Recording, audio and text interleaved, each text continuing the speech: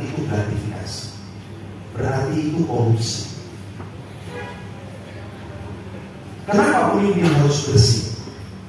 Hanya pemimpin bersih yang bisa mentransformasi, menghadirkan birokrasi pemerintahan yang bersih. Kalau pemimpinnya bersih, berarti uang tidak masuk ke kantong pemimpinnya. Kalau uang tidak masuk ke kantong pemimpinnya, berarti uang untuk pembangunan, pelayanan publik, untuk pemberdayaan. Kalau pemimpin tidak ambil uang, bawahannya tidak mungkin berani melakukan hal yang sama. Birokrasi di bawah itu tergantung pemimpin kok di atas. Disitulah kita butuh keteladanan seorang pemimpin. Dan Ansy Lema siap menjadi pemimpin yang bisa dijadikan contoh dan teladan. Pernah nggak dari 5 tahun Lema dimasuk? Dari itu pernah ditawari. Kurang dari itu 100-200 juta, sering. Terima nggak? Ya terima. Prioritas. Dan bagi saya itu maka saya kedua, kenapa harus Ansy Lema? Ansy Lema datang tidak membawa beban. Dia harus yang utang kepada siapa-siapa. Utang saya cuma itu kepada. Dari mana saya pastikan itu? Ibu Mega bilang, Ansy, tugas kamu kerja buat rakyat.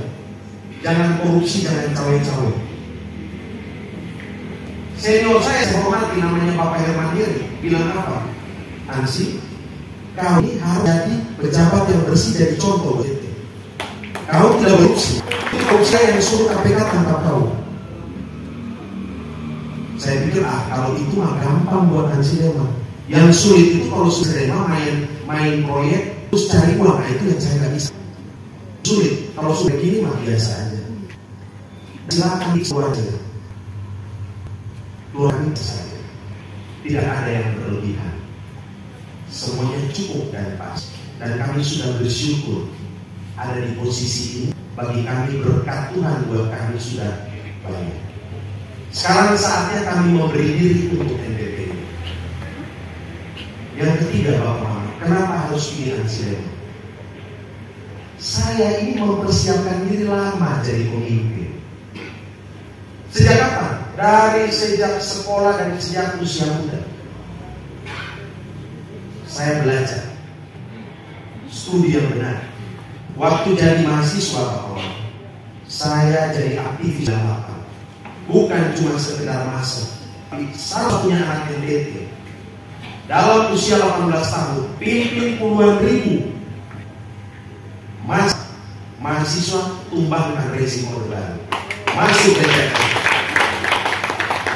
Dalam darah saya ada darah pejuang. Saya yakin itu karena darah yang mengalir dari tanah Endelio ini.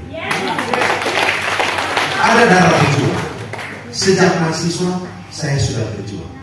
Karena ada reformasi itu, maka hari ini presiden bisa dipilih langsung.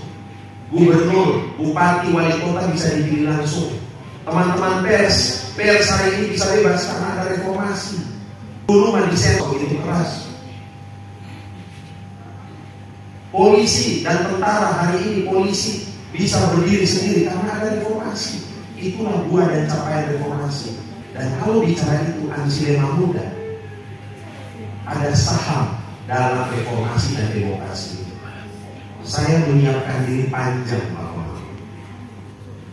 Prosesnya 25 tahun baru kemudian saya bertransformasi dari seorang demonstran jalanan, dari seorang anggota parlemen jalanan menjadi anggota parlemen beneran.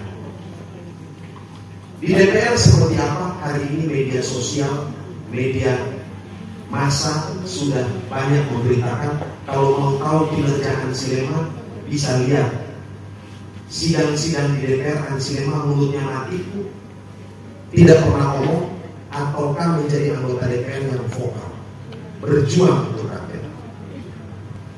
Saya anggota DPR yang setiap 6 bulan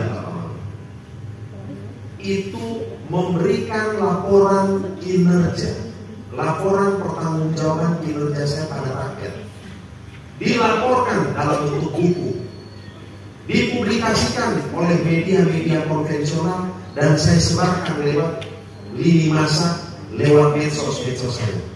6 bulan saya lapor, 1 tahun, 1,5 tahun, 2 tahun, 2,5 tahun, 3 tahun, 3,5 tahun, 4 tahun, 4, saya laporkan semua. Untuk apa? Itu bagian dari transparansi kerja dan akuntabilitas publik.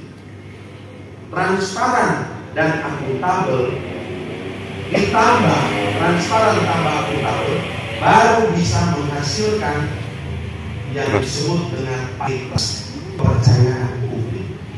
Kepercayaan kepada pejabat, kepada politisi itu dasarnya kepada kinerjanya, dan itu saya lakukan.